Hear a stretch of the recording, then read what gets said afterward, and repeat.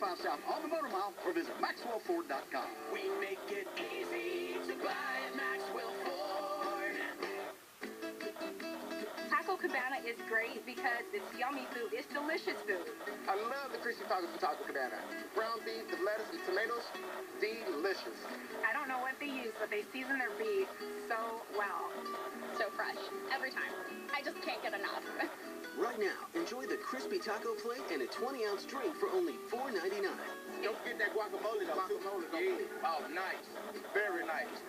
Taco Cabana, the favorite for fresh.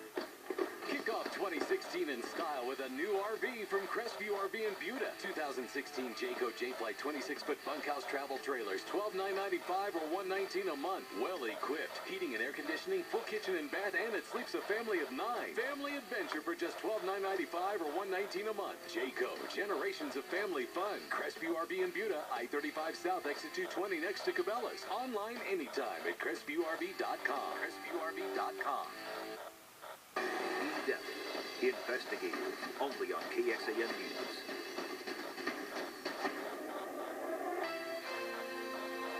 Good morning. Holy war of words. Donald Trump, after the Pope questions his faith for wanting to build a wall along the Mexican border. He's got an awfully big wall at the Vatican, I will tell you. We'll talk to Trump live, while on the Democratic side, Hillary Clinton gets booed for a dig at Bernie Sanders. He doesn't even know what the last two Democratic presidents did. And well, it's true. It's true. As our new poll shows, that race tightening. Moment of impact.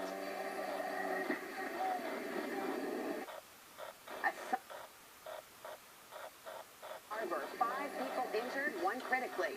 Why witnesses say it's the pilot's actions that saved lives. Paying respects, the body of Justice Antonin Scalia set to lie in repose at the Supreme Court today. President Obama scheduled to be there, but facing growing criticism over his decision not to attend tomorrow's funeral. And alarming surge, a dramatic rise in flu cases nationwide. What's behind it and what you can do to ward off the virus today, Friday, February 19th, 2016. This is Today with Matt Lauer and Savannah Guthrie, live from Studio 1A in Rockefeller Plaza. Good morning, everybody. Welcome to Today. It's Friday morning.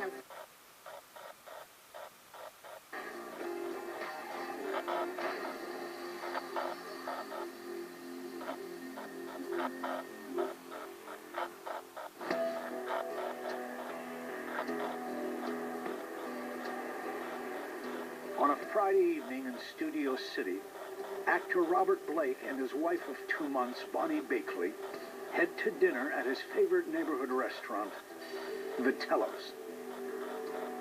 My customers were a lot of show business people. Robert Blake was a regular, so we put a bus together for Silly Robert Blake. Blake parks a block and a half from the restaurant. He could have parked in the parking lot, but he didn't. Sometimes he did, sometimes he didn't. So they stroll to Vitello's, they go in, everyone knows him, he's been coming there for 20, 30 years. The couple sits in Blake's regular booth and he introduces his new wife to the staff and regulars. Around 9:30, they say goodnight. 10 minutes later, at a house just down the street from the restaurant, movie director Sean Stanek hears commotion. There was a lot of frantic knocking and the doorbell was ringing. I opened the door and I'm like, Robert? Blake? He's like, you gotta help me. He was frantic. His eyes were like this, they were dilated. As Stanek calls 911, Blake explains that his wife has been beaten and needs an ambulance. It was mass confusion, hysteria. So I said, all right, calm down a second. You hear, rumors or whatever that he had a temper. And the first thing I thought, that maybe he beat his wife up and he's freaking out. My name is Sean Stanek. Do you know who the actor Robert Blake is? Yes. He walked up here and he's screaming severely. I know him from the neighborhood here. Okay. Get an ambulance here. Conscious? Is she conscious, Robert? No, she's not conscious. Is she breathing? Is she breathing? Yeah, they're coming. They're coming. Blake pulls Stanek outside toward the car.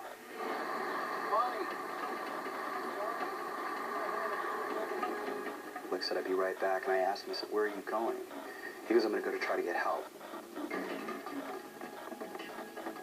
He came back, it was very in hysterics, and he was asking to see if there was a doctor there, to call the police, to call an ambulance. Meanwhile, Stanek tends to Blake's wounded wife. I saw the back, her head was just completely drenched in blood. I tried to talk to Bonnie. I tried to elicit some sort of response from her, and there was nothing. I said, "Squeeze my hand." There was nothing. She was gurgling. Her eyes were rolled back into the back of her head, and it just looked like the life was like draining from her. It's far worse than Stanek expected. I see a bullet hole right here, and I'm thinking, oh my God, if she dies, this is a murder. And then I'm looking down, and there's her purse. So I'm thinking, okay, that wasn't a robbery. I mean, the purse is still here. As the paramedics arrive, the drama only intensifies. Robert Blake is screaming, crying, won't come near the car, and I go over to him. And he's sitting on the curb at this time, and he's just freaked out. And he started throwing up.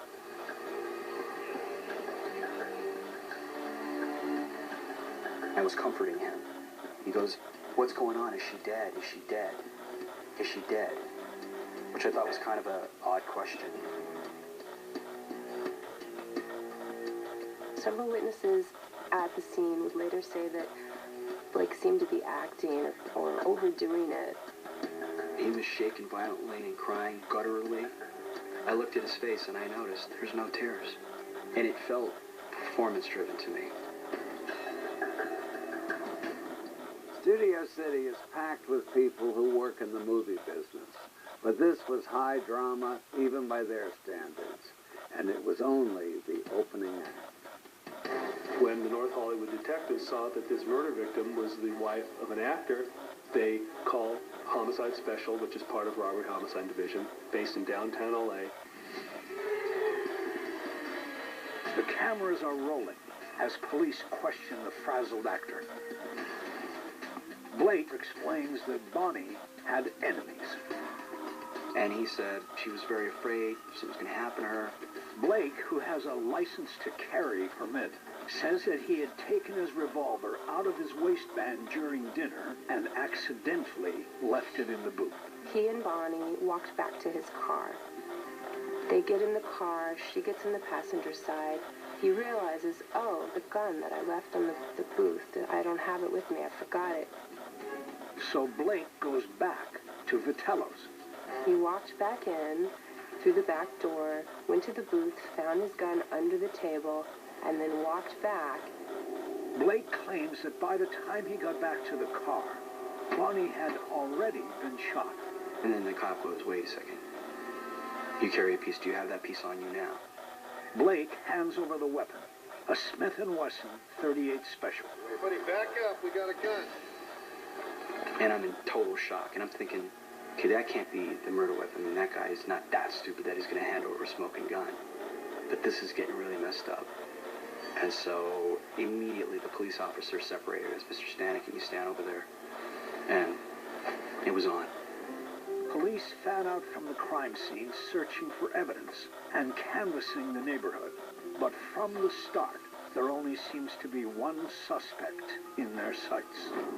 When a spouse is killed 9 out of 10 times, it's going to be the other spouse.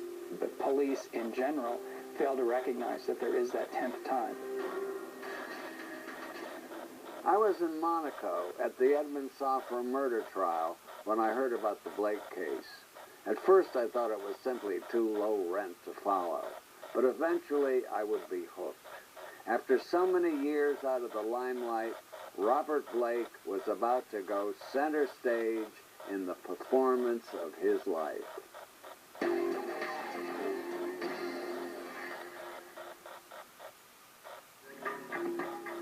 Some missing children go years before they're found.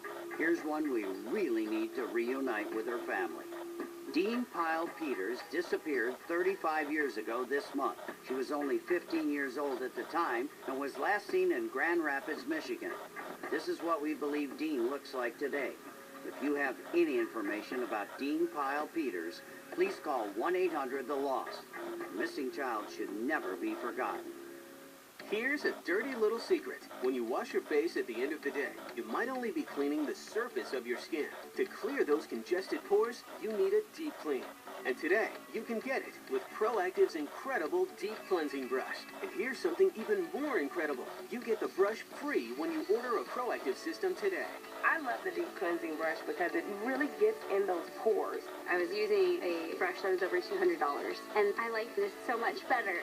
This isn't just any brush. This is the only one from the doctors at Proactive. So it's specially designed for acne-prone skin. Call 1-800-569-6406 to get